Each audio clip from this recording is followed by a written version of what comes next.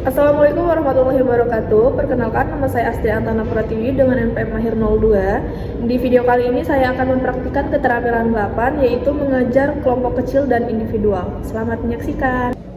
Selamat pagi anak-anak. Pagi Ibu. Mana kabarnya hari ini? Alhamdulillah sehat. Alhamdulillah. Kita bertemu lagi hari ini di materi pembelajaran bahasa Indonesia.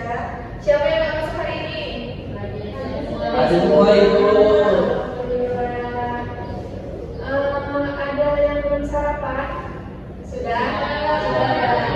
Itu kok kayak bagus banget sih? Sudah mau buka Jadi sarapan? rajin banget kenapa? Oh kayak yang ceria ini kayaknya yang terlihat senyuman salsabila gitu kan. Baik-baik aja kan? Baik, Ibu. Alhamdulillah. Ibu memastikan anak-anak mata pelajaran itu semuanya sehat, semuanya bahagia agar ilmu yang didapatkan itu menjadi barokah kita semua. Alhamdulillah. Oke, baik, kalau berlama lagi kita mulai saja pertemuan hari ini. Tadi sebelum dimulai, seperti biasa kita memimpin doa terlebih dahulu. Baik Ibu. Baik teman-teman, sebelum kita memulai pelajaran pada hari ini, mari kita berdoa menurut agama dan kepercayaan masing-masing. Berdoa. Baik.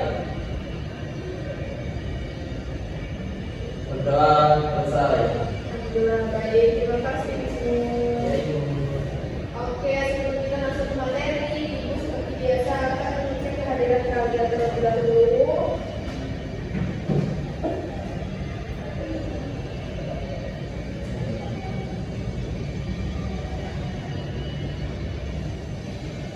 Mohon disyukuri. Hadir Ibu. Alhamdulillah, ada Ibu. Tidak apa, ada Ibu. Alhamdulillah, ada ya. Baik anak-anak, sebelum kita masuk ke materi hari ini, yaitu memperhatikan kata demokrasi dan monokrasi dalam karya fiksi, ada yang bisa membantu Ibu mengingat materi sebelumnya. Siapa? Kita sebelum masuk ke kata dalam karya fiksi, kita masuk ke apa? Ya Allah. Itu dibuka bukunya lagi ya. Di kegiatan kita sebelumnya itu apa? Mencermati berproses tentang fiksi. Iya, betul sekali. Nah, sebelumnya itu kita membahas tentang penulisan atau mencermati latar karya di sebuah karya fiksi. Nah, di sini kita membandingkan kata denotasi dan konotasi dalam karya fiksi. Apa sih Bu kata denotasi dan konotasi itu? Ada yang belum tahu sebelumnya untuk membaca materi ini? Belum, Ya? Ibu. Oke, udah paham Ibu sama anak Ibu ini? Pasti belum gitu kan? Jangan sini Ibu beri penjelasan.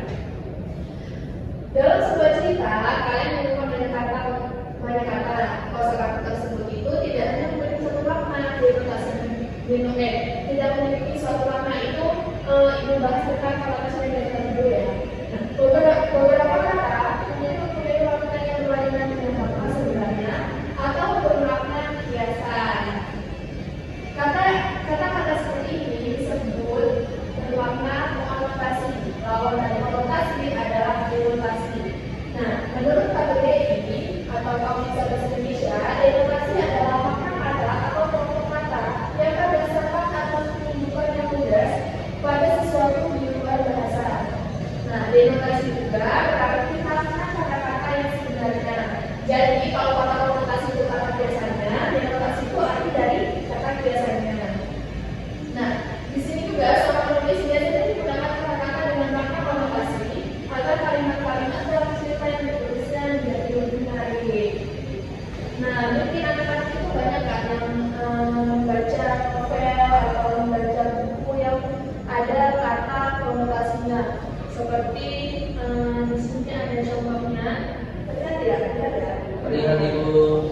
Nah, kata denotasi dan konotasi ini. Perhatikan kata-kata yang digarisbawahi dalam paragraf berikut.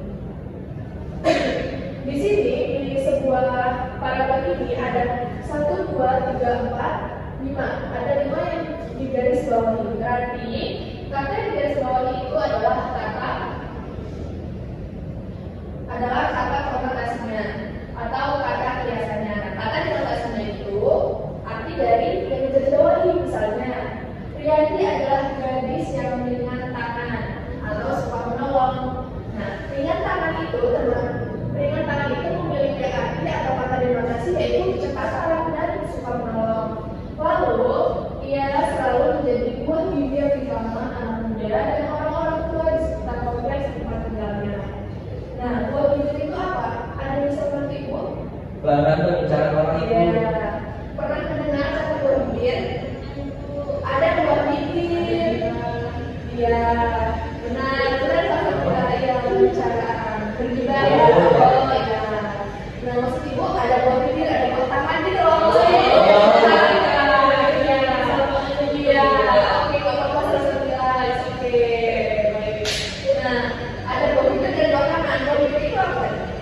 Bahan pembicaraan orang itu. Nah, jadi buat tangan berbunyi itu kok konotasi. Nah, denotasinya itu pembicaraan dan oleh. Nah, udah ya sampai bibir. Meskipun keluarganya kaya raya, ia tidak senang dan tidak sempat memberi buah tangan untuk teman-temannya sepulang bepergian. Nah, yang seperti kita, oh anak-anak bisa beli buah tangan, nah ada ya gini, atau ada yang tahu? Udah tahu? Oh iya. Ibu belum tahu sih kalau selanjutnya itu buah tangan gitu kan. Oke. Ya benar tadi buah tangan ada oleh ya. Oke. Aku suka buah tangan itu. Oh, buah tangan juga ya. Tapi sering bawa buah tangan bisa. Oh, sering ya. Baik ya, harus punya teman yang baik. Oke. Nah, dia juga menjadi tangan kanan ayahnya dalam mengelola bisnis keluarga yang membuat keluarganya kaya raya. Waduh, ini bahasnya kaya raya terus nih ya. Ada yang tahu tangan kanan itu apa? Apa? Oh iya. Kepercayaan. Jadi di suatu instansi atau perusahaan itu pasti ada tangan kanan bos, tangan kanan direktur, lalu ya banyak lah ya seperti itu. Tangan kanan siapa? Orang tua ibu. Oh iya, oke. Semuanya tangan orang tua pokoknya. Iya ibu. Nah, orang yang percaya jadi kalau anak itu menjadi tangan kanan dari orang tua anak itu, jadi kalian itu harus jadi orang yang jujur. Karena kan tangan kanan itu orang yang dipercaya. Nah, lalu kalau anak tidak, jadi yang buah itu tidak ada buah buah tangan, anak-anak tidak ada buah pikiran. Nah, seperti buah pikirannya, dia cerdas, selalu sangat bermanfaat dalam mengembangkan bisnis keluarganya itu.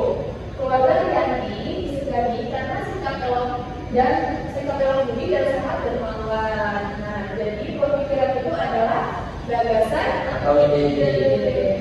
Jadi nanti kalau akan membuat suatu karya fiksi atau cerita, nanti anak-anak itu nggak harus sih, tapi setidaknya walaupun tidak banyak itu harus memberikan kata konotasi agar karya bacaan anak itu menarik seperti yang telah ibu sampaikan sebelumnya. Dan banyak juga penulis rata-rata ya pasti di suatu novel atau cerita itu pasti ada memberikan kata konotasinya. Walaupun tidak selalu ada kata denotasinya karena itu menjadi daya tarik pembaca gitu kan. Misalnya, terus nggak tahu buah tangan itu apa atau buah tangan itu apa nanti apa ada kesadaran gitu untuk mencari apa sih yang dimaksud buah tangan, dengan tangan dan pemikiran itu.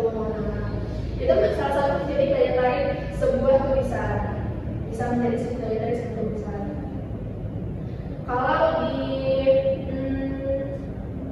Kalau di puisi itu daya tariknya itu seperti penggunaan majasnya kan. Nah, kalau di karya di sini kata-kata konotasi. Nah, selanjutnya itu di sini kalau anak-anak sudah mengerti apa itu kata konotasi dan denotasi, berarti anak-anak sudah siap diberi tugas. Tugasnya itu tugas kelompok ya. Oke. Jadi di sini di kegiatan 8 halaman 128 udah siap belum? Udah paham belum maksudnya materinya? Siap ibu. Sudah ya? Siap. Sudah. Insya Allah bisa Ibu. Ada yang ditanyakan nggak? Cukup. Cukup kan? Jadi paham kan apakah kata konotasi dan denotasi? Paham ya? Jadi paham nggak? Oke. Nah, di sini tugasnya adalah mengidentifikasi kata konotasi dan kata denotasi dan konotasi. Perhatikanlah kata-kata pada kalimat atau kata berikut. Cetakan kalimat yang menurut kalian memiliki kata denotasi dan konotasi. Nih, misalnya, ketika berpikiran wajah terlihat menarik. Nah, maksudnya itu tidak menggunakan kata yang memiliki menarik. Karena kalau wajah kurang menarik, udah itu kurang menarik. Berarti masuk di contoh ya. Berarti masuk ke kata denotasi. Nah, selanjutnya ya pasti sudah tahu kalau dikasih tahu semuanya nanti anak-anak ini betul semua gitu kan. Dan nanti semuanya dengan pekerjaan kalian, kalau kalian itu tanpa edukasi contoh lagi itu sudah betul semua, oke? Sekarang kalian itu harus mengerjakan ini secara berkelompok, buat kelompok kecil, ayo buat kelompok kecil. Nah, oke, ada 3 kelas. Nanti ya ini teman, oh ini selalu penting kayak gitu ya. Oh gak apa-apa. Yang penting sama kalian berkelompok dan ibu lebih itu perhatikan itu tidak ada yang berisik. Jadi ibu bebaskan kalian untuk memilih anggota kelompoknya masing-masing. Sebentar, saya ngomong. Nah, oke. Kenapa ibu bebaskan memilih? Karena ibu lihat kelas ini itu kondusif gitu ya. Seperti kelasnya. Kalau kelasnya itu kan pendiam gitu ya. Pendiam nggak salah lihat. Oh kadang, oke. Kalau dapat nilainya jadinya ya. Oke, jadi anak-anak tidak perlu menulis lagi bukunya, tulis saja informasi ini yang telah diberikan. Nah, nama kelompok, nama kelompok maksudnya, nomor kelompok, terus nama anggota kelompok. Nanti tinggal dicamkan-camkan lagi, harus berdasarkan kesepakatan dari seluruh anggota kelompok. Misalnya kalau anggota kelompok yang belum paham, misalnya dia mengira itu konotasi, tapi nanti ada dari kalian itu demokrasi. Jadi kayak kalau yang paham harus memberi pengertian. Gini loh konotasi, makanya ini disebut karena konotasi. Gitu. Ini loh demokrasi karena kenapa ini disebut demokrasi. Gitu. Jadi nanti ibu ini ya, ibu tes maksudnya dari pemahaman kalian. Kayak misalnya sesuatu yang itu maknanya apa? Oke, kita lihat ya. Ini satu kelompok satu aja kok, kelompok ini juga. Oke, sudah bisa dikerjakan anak-anak? Sudah paham ya? Oke. Mulai dari sekarang, kita kasih waktu 20 menit cukup? Cukup Ibu. Ya. Oke, jadi ya. Kalau misalnya ada anggota kelompoknya yang tidak berpikir, tidak bekerja, angkat tangannya, biar nanti ibu kasih tugas lagi. So, ibu suruh buat kalian tulis langsung. Oke? Baik Ibu.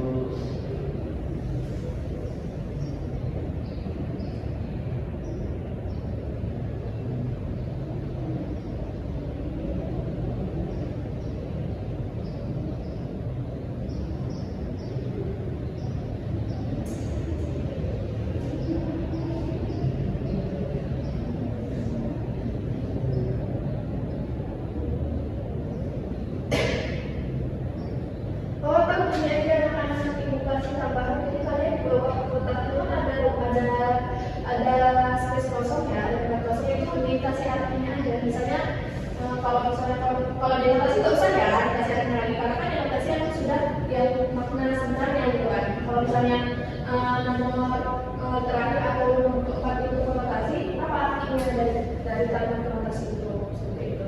Jadi nanti nggak perlu ibu tes lagi gitu kan. Paham ya? Wisnu belajar. Ya Ibu. Jadi jadilah. Oke, paham ya?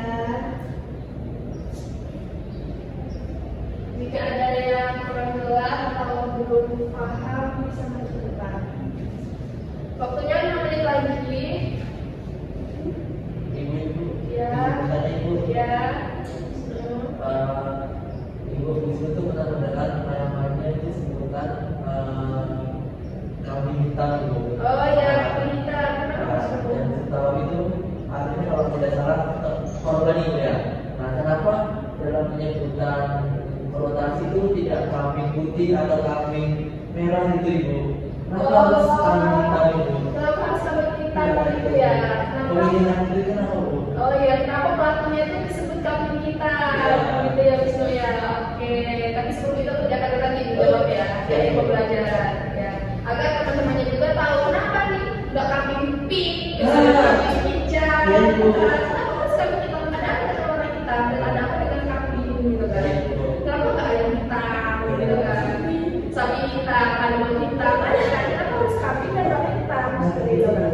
Nah, agar semuanya jelas, nanti dijawab di akhir tugasnya ada dari Baik, Wisnu. Bu. Terima kasih Bu. Iya Wisnu. Simpan dulu ya Wisnu untuk penasarannya. Ya, Ibu.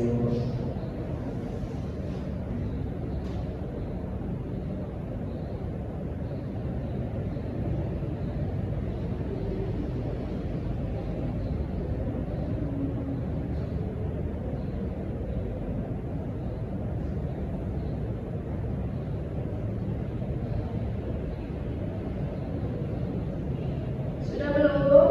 Ayo boleh kumpul. Ayo nanti coba tak isi waktunya.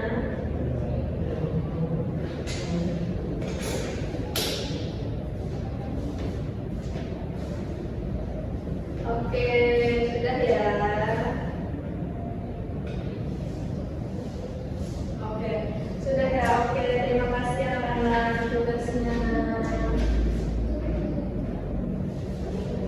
Oke, sudah waktu sudah habis. Nah, itu tadi anak-anak materi kita tentang makna konotasi dan denotasi dalam sebuah karya fiksi. Nah, anak-anak, konotasi dan denotasi itu adalah kata-kata yang denotasi itu kata yang sebenarnya, konotasi itu kata kiasan. Nah, jadi denotasi itu kenapa denotasi itu makna yang sebenarnya? Karena seperti yang tadi sebelumnya, itu denotasi itu mengartikan arti dari konotasi. Oke. Nah, seperti pertanyaan Wisnu tadi, kenapa sih Bu? Apa nih korban ya? Ya, kambing hitam Bu. Korban itu kambing hitam karena kambing itu yang ibu tahu ya, kambing itu seperti melambangkan beban gitu, beban yang dipikul oleh orang itu. Dan kenapa warna hitam? Karena itu berasal dari apa ya? Tadi ibu baca itu kayak berasal dari sejarah Yunani kuno gitu kan. Kenapa harus warna hitam gitu? Nah, lebih jelasnya ibu tuh belum tahu gitu kenapa harus warna hitam gitu. Dan ibu juga itu yang ibu tahu kenapa hitam karena hitam itu melambangkan kegelapan gitu mungkin ya, seperti itu yang ibu baca di Yunani kunonya. Nah, itu sebenarnya sejarah dari Yunani kuno dan orang-orang terdahulu. Nah, kenapa juga harus buah makan gitu kan? Kenapa juga harus buah, nggak kayak ya ada penyebutan lain gitu kan untuk makna dari orang-orang itu. Cuma itu udah istilah-istilah dari orang-orang terdahulu kita seperti itu. Cuma untuk lebih jelasnya mungkin itu bisa cari lagi yang ibu sampaikan terkait materi Yunani kuno itu tadi. Cuma itu materi dari sejarah-sejarah terdahulu gitu kan.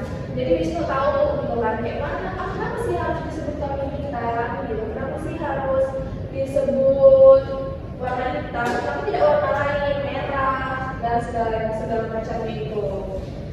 Karena hewan warna di dunia itu tidak hanya kambing dan warna hitam gitu kan. Oke, ada pertanyaan lagi anak-anak? Cukup Ibu. Cukup, oke. Baik, sebelum ibu tutup, marilah bersama-sama kita mengucap hamdalah. Alhamdulillahirabbil alamin. Oke, untuk materi selanjutnya masih berkaitan dengan karya fiksi, tapi sebelum kita masuk ke materi sebelumnya, kalian pahami dulu bagaimana denotasi dan konotasi dalam penulisan karya fiksi ini. Nanti di kegiatan 9 di buku, kan tadi itu kegiatan apa ini kita pada belajar. Di kegiatan 9 itu adalah materi kita akan makan datang atau minggu yang mendatang itu kalian baca, nanti ibu tanya satu-satu di kelas, oke? Baik, oke. Mungkin itu saja ya yang bisa ibu sampaikan di kelas ini terkait materi bahasa Indonesia.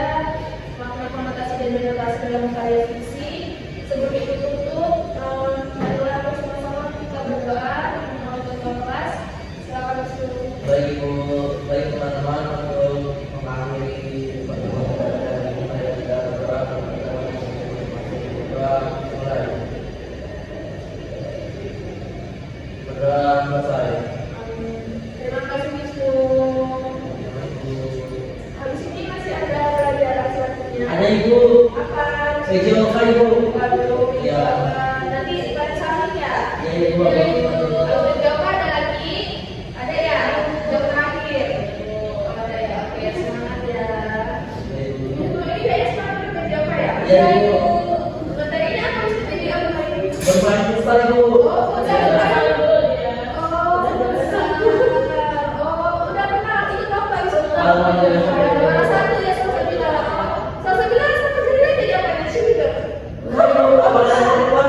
Belajar bermain bola tangkis. Oh, bulu tangkis. Oke, ya.